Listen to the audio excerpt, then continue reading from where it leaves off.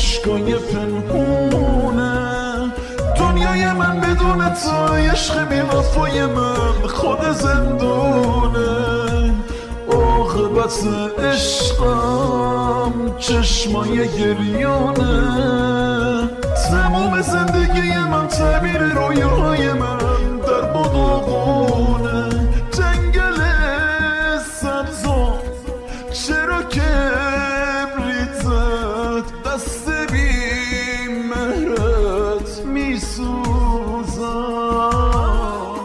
کبیر لوتم بی چشات کورم، زیر این آوار میپوزم.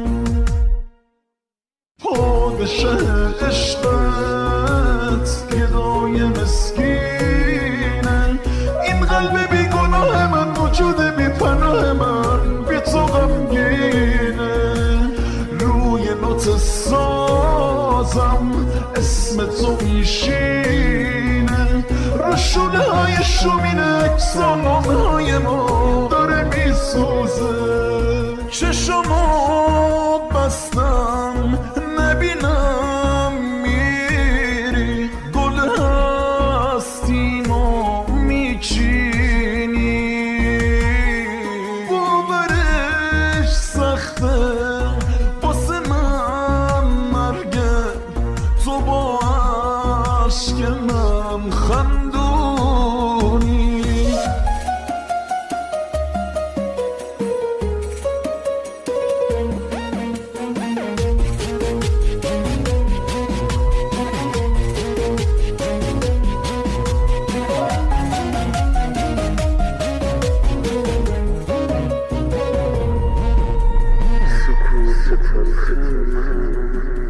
سکوت تلخ من جنس یه فریاده. چرا باید سردی تو از اون همه گرمی تو سهم من باشه؟ خسته شدم از این همه تکرار. دوراهی جاده رسید